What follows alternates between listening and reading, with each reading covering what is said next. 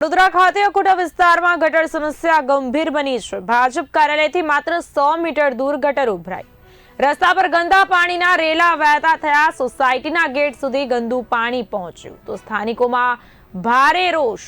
આ સાથે જ નારાજગી પણ જોવા મળી। તંત્ર સામે તાત્કાલિક કાર્યવાહી કરવાની માંગ ઉઠી છે। વોર્ડ 12 સમસ્યાની ભરમાર।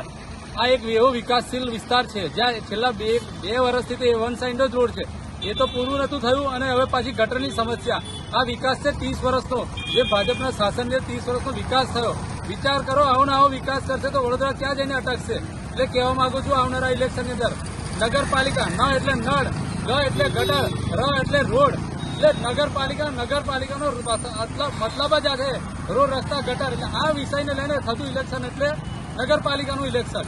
કે આ વખતે વિચાર કરજો, જો વિચારીને વોટ આપજો। ભગવાનના નામ પર બહુ વોટ આપી દીધા, હવે કામના નામ પર વોટ આપજો। જરૂરી થઈ ગયું છે પરિવર્તન વોર્ડ 12 માં।